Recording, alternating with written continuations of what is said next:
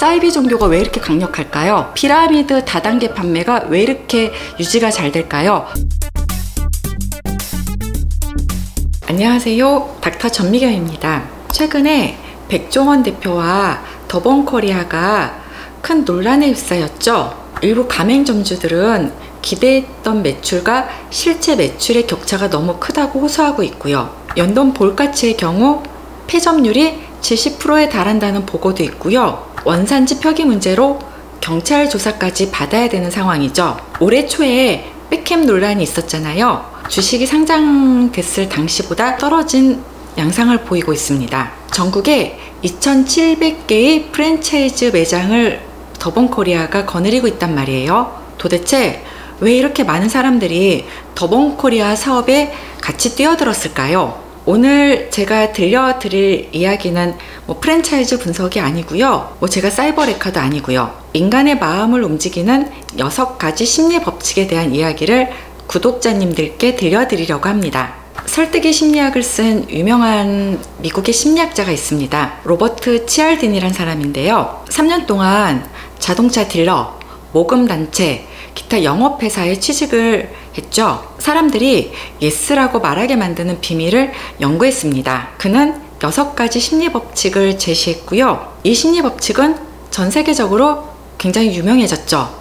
저도 또한 제 책 당신은 결코 특별하지 않다에서 이 심리법칙에 대한 소개를 했습니다. 오늘은 이 6가지 심리법칙을 분석을 하면서 우리가 왜 어떤 브랜드나 인물에 대해서 끌리는지 알아보도록 하겠습니다. 치알딘이 6가지 심리법칙을 소개합니다. 제1원칙, 권위입니다. 전문가나 권위자의 말에 자동으로 따르는 경향을 말하죠. 스탠드 밀그램의 유명한 실험 혹시 아시려나요? 1961년 예일대학교에서 진행된 실험입니다. 정말 평범한 참가자들이었단 말이에요. 권위자의 요구에 따라서 450V의 전기 충격 버튼을 누르게 강요받았습니다.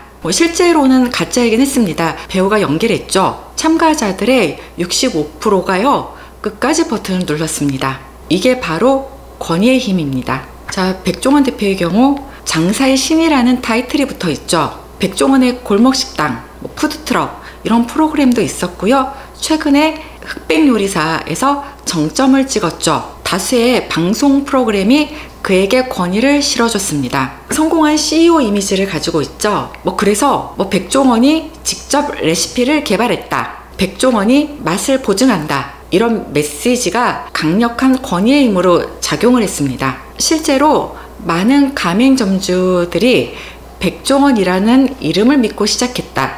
이렇게 말하고 있습니다.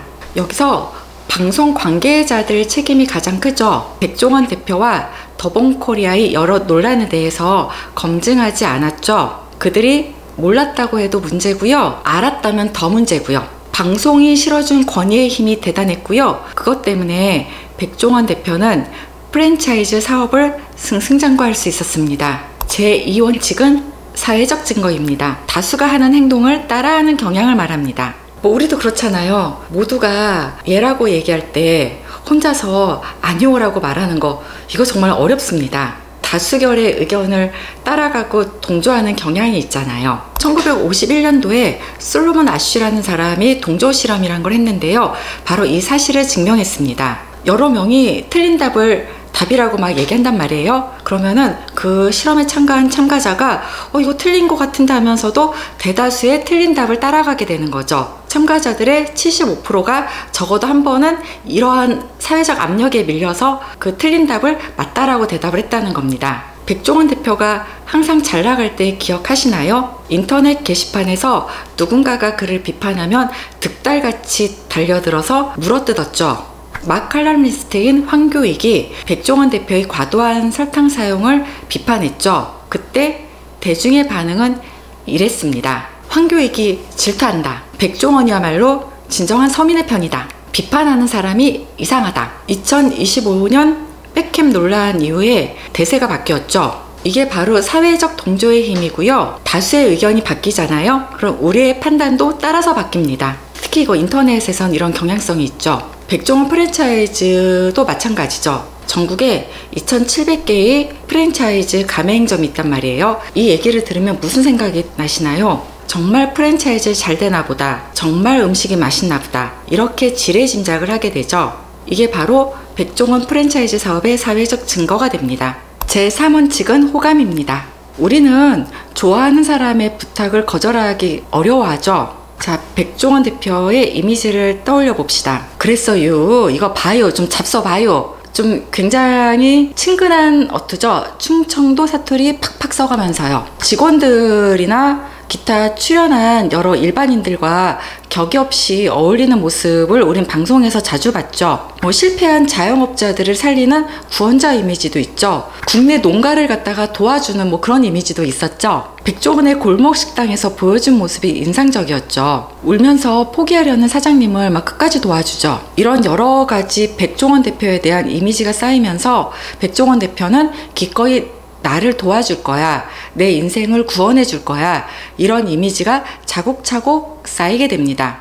제 4원칙은 상호성입니다. 받은 만큼 돌려줘야 된다는 의무감을 말합니다. 요새는 그렇지 않지만 옛날에는 선거에 나온 후보들이 식사 함께 하면은 펴주고 그랬잖아요. 폭삭 속았수다에도 나오죠. 학시가 동네 사람들을 초대해서 고기 먹이잖아요. 고기를 왜 먹이겠습니까? 이 고기 먹고 나 어촌계장 투표해서 한 표 줘, 이런 거죠. 이렇게 우리는 뭔가 도움을 받았으면은 되돌려줘야 된다는 상호성의 의무감을 갖고 있습니다. 백종원 씨의 상호성 전략은 이런 거죠. 방송에서 비법을 마구 공개하죠. 유튜브 채널에서 레시피도 공개해주죠. 또한 여러분도 성공하실 수 있다, 이런 듣고 싶어하는 메시지를 계속 말해주고 있습니다. 이렇게까지 나를 위해서 알려줬는데 나도 좀 뭔가 보답을 해줘야겠다, 이런 생각이 좀 들잖아요. 바로 이런 게 기브앤테이크의 상호성의 원칙입니다. 제 5원칙은 일관성입니다. 한번 결정하면 끝까지 가려는 경향이죠. 이미 계약금 다 냈다, 가족들에게 프랜차이즈 가맹점 받아서 사업할 거라고 다 말해놨다, 벌써 대출까지 알아봤고 대출 승인도 났다, 이럴 경우에는 되돌리기가 좀 어렵죠. 자, 이 일관성은 뭐냐면 우리가 설사 잘못한 판단을 하더라도 그 판단을 잘못된다라고 인정하기 싫은 거예요. 그래서 이 판단에 대해서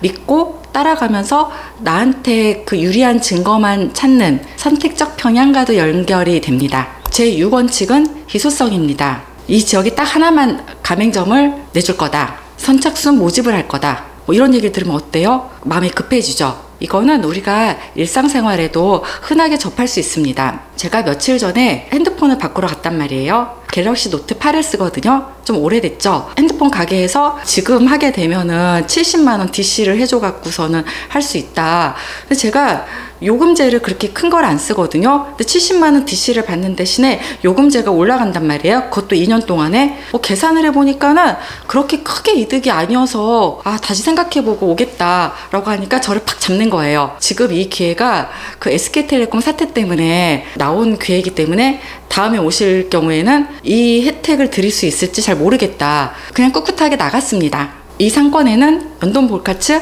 단 한 개만 내주겠다. 일본 전통 돈까츠는 우리가 최초다. 지금 계약하지 않으면 옆 동네로 넘어간다. 실제로 많은 가맹점주들이 바로 이런 압박감, 그리고 서두르지 않으면 놓칠 것 같은 불안감 때문에 많이 계약했다고 합니다. 왜 우리는 이런 설득의 심리학에 넘어가게 될까요? 정신분석학자 하인즈 코엇은 나르시시즘적 쥐약성이라고 말합니다. 우리 모두는요, 특별한 사람이 되고 싶어 하고요, 인정받고 싶어 하고요, 성공하고 싶어 합니다. 그러니 이 책 제목이 얼마나 도발적입니까?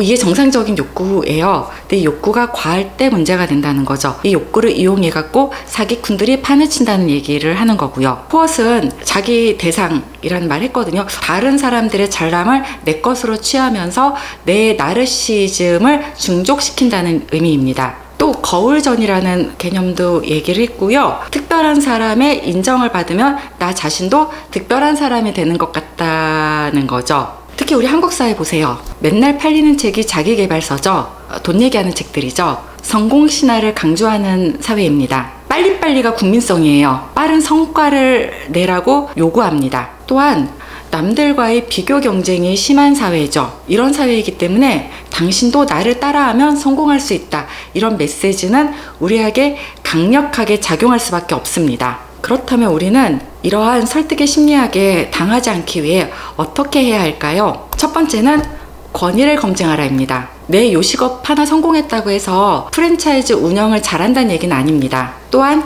요리를 끝내주게 잘한다는 얘기도 아닙니다. 각각 다 다른 얘기라는 거죠. 중요한 거는 데이터를 봐야죠. 실제 프랜차이즈가 몇 개를 열었고 몇 개를 닫았는지, 그리고 프랜차이즈 수익률이 어떤지를 봐야 합니다. 두 번째, 소수의 의견도 들어야 합니다. 세상에 나와 있는 정보는 성공 사례만 나와 있어요. 하지만 프랜차이즈 사업을 했다가 잘 안 되신 분들도 있단 말이에요. 이런 분들이 내는 목소리도 들어야 된다는 거죠. 어디서 들을 수 있을까요? 온라인 커뮤니티 같은 데 있고요. 네이버 카페, 아프니까 사장이다. 굉장히 유명한 장사하시는 분들이 들어가는 카페 있습니다. 이런 곳을 뒤지면서요, 그 실패 사례도 열심히 찾아봐야 된다는 겁니다. 또한 현재 운영하는 점주들하고 직접 대화도 한번 해봐야죠. 사장님, 이 매출 괜찮습니까? 제가 다른 지역에 이 프랜차이즈 한번 해보려고 합니다. 이럴 경우 대부분 솔직하게 대답해 주시는 거 아시죠? 하시지 말아라. 아이고, 해도 된다. 이렇게 많은 사람들이 솔직하게 다가가면은 진정성 있게 또 솔직하게 답변을 해주십니다. 세 번째는 감정과 논리를 분리합시다. 우리가 덕질을 하면서 이건 잘 안 되는 것 같아요. 내가 아이돌을 좋아한다고 해서 그 아이돌이 되게 좋은 사람이라는 거는 아닐 수 있다는 거죠. 역시 방송에 나오는 이미지가 굉장히 호감형이라고 해서 그 사람이 사업을 잘하느냐, 이건 또 별개의 문제라는 겁니다. 최소 3개월 혹은 6개월에서 1년 이렇게 시장 조사를 철저히 한 후에 내가 이 프랜차이즈를 받을까 결정을 해야 한다는 거죠.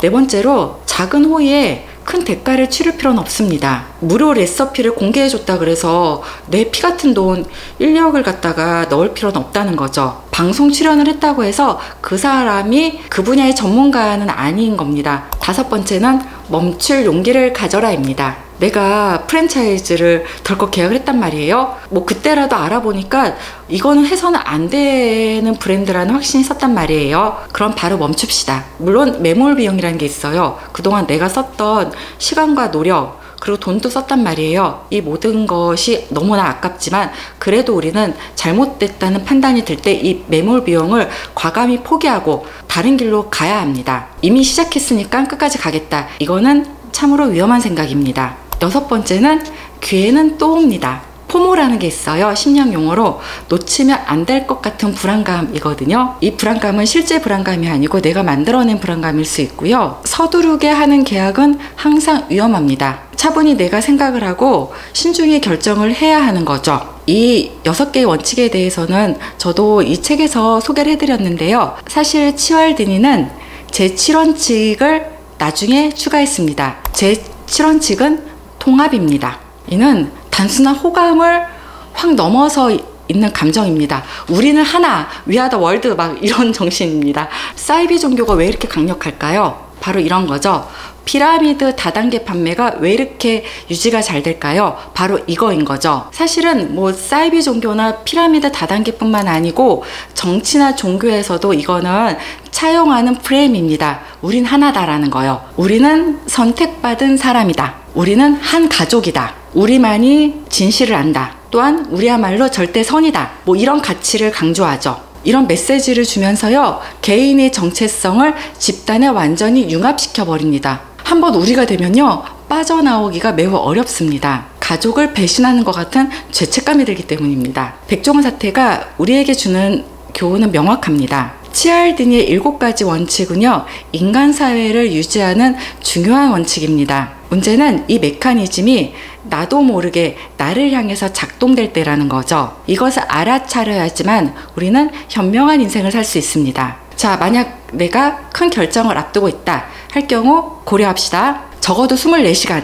숙고하는 시간을 가지세요. 제3자의 냉정한 조언도 듣기 싫지만 들어보세요. 최악의 시나리오도 한번 고려해보세요. 이 프랜차이즈가 안 될 경우에도 고려를 해보라는 말입니다. 나는 절대 안 속는다라는 자만이 가장 위험합니다. 우리 모두는요, 이성적이 아닌 감정적인 동물인 경우가 많습니다.